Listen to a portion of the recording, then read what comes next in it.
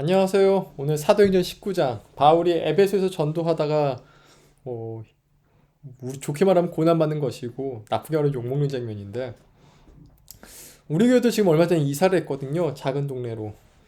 그런데 그 동네에서 이렇게 욕까지는 아닌데 좀 이렇게 비난을 듣는 게 있었어요. 왜냐면 사람들이 다 모이다 보니까 주체 문제나 또 쓰레기 문제 때문에 복음 증거하든 아니면 교회가 들어가든 때문에 오늘 본문에 나오지만 뭐가 직접적으로 진리와 관련해서 부딪히는 것이 아니라 어떤 경제적 이득 때문에 혹은 자신의 불편함 때문에 부딪히는 게 나오거든요. 사도 바울도 그것이 나왔어요.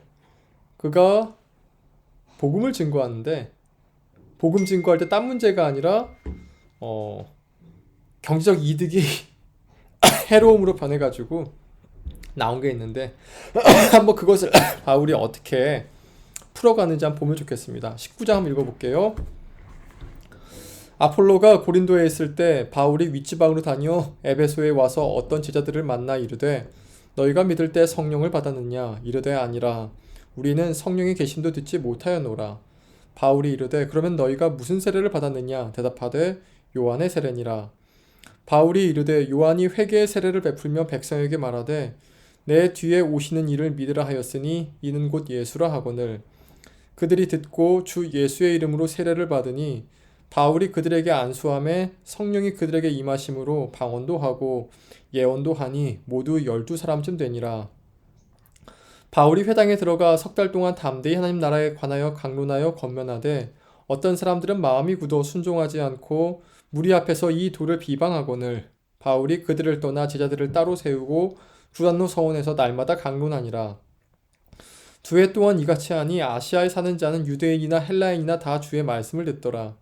하나님이 바울의 손으로 놀라운 능력을 행하게 하시니 심지어 사람들이 바울의 몸에서 손수건이나 앞치마를 가져다가 병든 사람에게 얹으면 그 병이 떠나고 악귀도 나가더라. 이에 돌아다니며 마술하는 어떤 유대인들이 시험 삼아 악귀 들린 자들에게 주 예수의 이름을 불러 말하되 내가 바울이 전파하는 예수를 의지하여 너희에게 명하노라 하더라.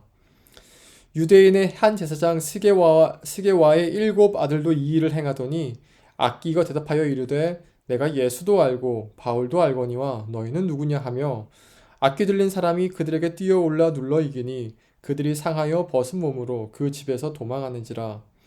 에베소에 사는 유대인과 헬라인들이 다 이 일을 알고 두려워하며 주 예수의 이름을 높이고 믿은 사람들이 많이 와서 자복하여 행한 일을 알리며 또 마술을 행하던 많은 사람이 그 책을 모아 가지고 와서 모든 사람 앞에서 불사르니 그 책값을 계산한즉 은 5만이나 되더라. 이와 같이 주의 말씀이 힘이 있어 흥왕하여 세력을 얻으니라. 이 일이 있은 후에 바울이 마케도냐와 아가야를 거쳐 예루살렘에 가기로 작정하여 이르되 내가 거기 갔다가 후에 로마도 보아야 하리라 하고 자기를 돕는 사람 중에서 디모데와 에라스도 2 사람을 마케도냐로 보내고 자기는 아시아에 얼마 동안 더 있으니라. 그때쯤 되어 이 도로 말미암아 적지 않은 소동이 있었으니 즉 데메트리오라 하는 어떤 은 장색이 은으로 아데미의 신상 모양을 만들어 직공들에게 적지 않은 벌이를 하게 하더니 그가 그 직공들과 이러한 영업하는 자들을 모아 이르되 여러분도 알거니와 우리의 풍족한 생활이 이 생업에 있는데 이 바울이 에베소뿐 아니라 거의 전 아시아를 통하여 수많은 사람을 권유하며 말하되 사람의 손으로 만든 것들은 신이 아니라 하니 이는 그대들도 보고 들은 것이라. 우리의 이 영업이 천하여질 위험이 있을 뿐 아니라 큰 여인 아테미의 신전도 무시당하게 되고 온 아시아와 천하가 위하는 그의 위험도 떨어질까 하노라 하더라. 그들이 이 말을 듣고 분노가 가득하여 외쳐 이르되 크다 에베소 사람의 아테미여 하니 온 시내가 요란하여 바울과 같이 다니는 마케도냐 사람 가이오와 아리스다고를 붙들어 일제히 영국장으로 달려 들어가는지라. 바울이 백성 가운데로 들어가고자 하나 제자들이 말리고 또 아시아 관리 중에 바울의 친구된 어떤 이들이 그에게 통지하여 영국장에 들어가지 말라고 하더라. 사람들이 외쳐 어떤 이는 이런 말을 어떤 이는 저런 말을 하니 모인 무리가 분란하여 태반이나 어찌하여 모였는지 알지 못하더라. 유대인들이 무리 가운데서 알렉산더를 권하여 앞으로 밀어내니 알렉산더가 손짓하며 백성에게 변명하려 하나 그들은 그가 유대인인 줄 알고 다 한 소리로 외쳐 이르되 크다 에베소 사람의 아테미와 하기를 2시간이나 하더니 서기장이 무리를 진정시키고 이르되 에베소 사람들아, 에베소시가 큰 아테미와 제우스에게서 내려온 우상의 신전지기가 된 줄을 누가 알지 못하겠느냐? 이 일이 그렇지 않다 할 수 없으니 너희가 가만히 있어서 무엇이든지 경솔히 아니하여야 하리라. 신전의 물건을 도둑질하지도 아니하였고 우리 여신을 비방하지도 아니한 이 사람들을 너희가 붙잡아 왔으니 만일 데메트리오와 그와 함께 있는 직공들이 누구에게 고발할 것이 있으면 재판날도 있고 총독들도 있으니 피차 고소할 것이요. 만일 그 외에 무엇을 원하면은 정식으로 민회에서 결정할지라. 오늘 아무 까닭도 없는 이 일에 우리가 소유 사건으로 책망받을 위험이 있고 우리는 이 불법 집회에 관하여 보고할 자료가 없다 하고 이에 그 모임을 흩어지게 하니라. 아멘.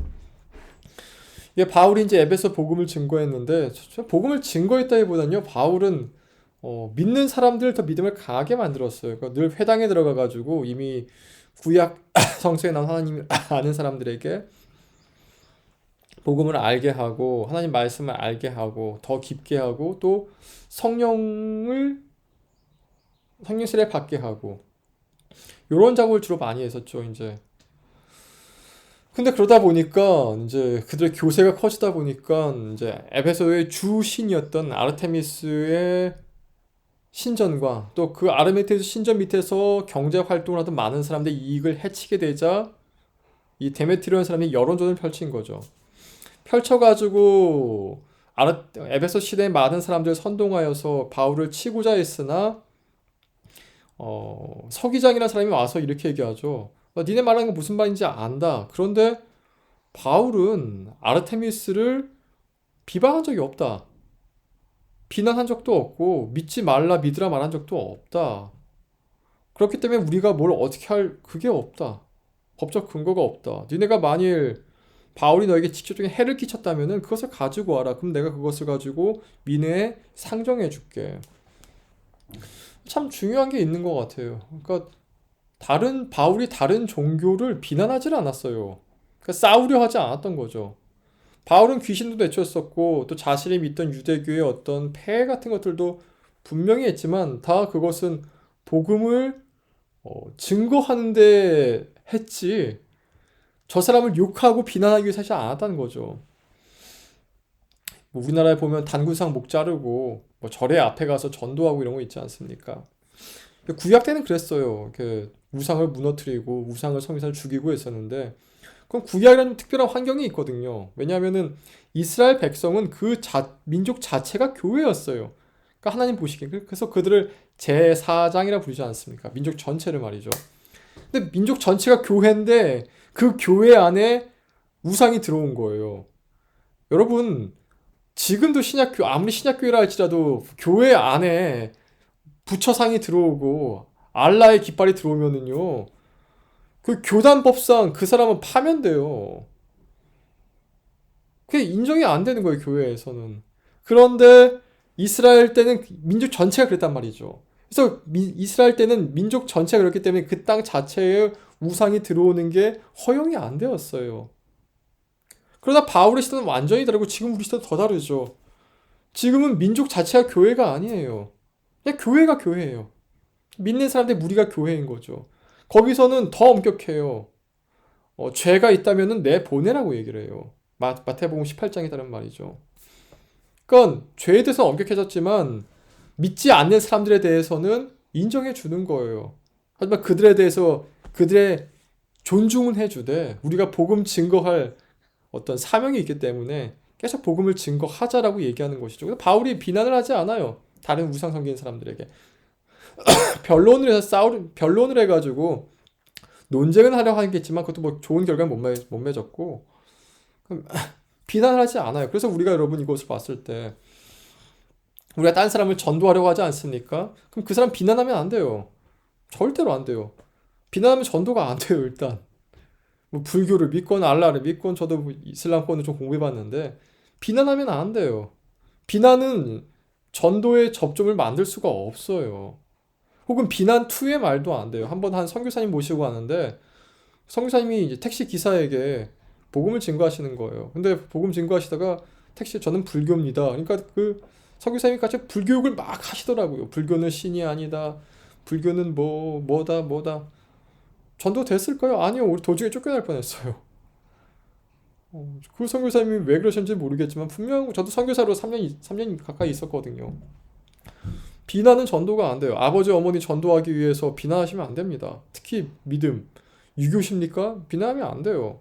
불교도 비난하면 안 되고 무속도 비난하면 안 돼요.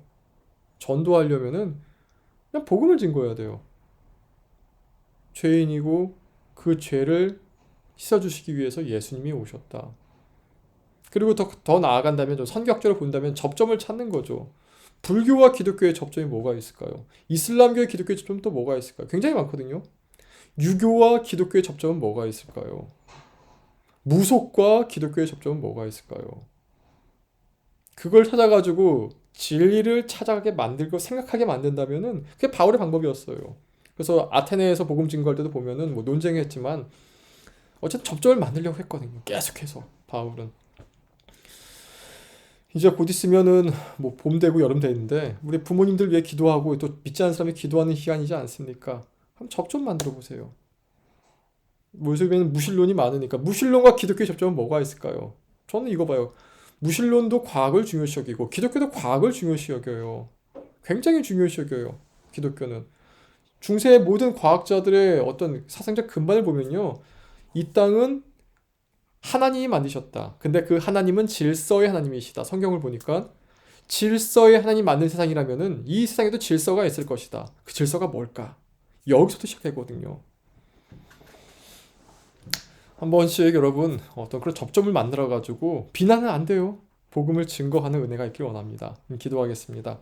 하나님 아버지, 바울이 어떻게 참 에베소에서 잘 이겨냄을 봅니다.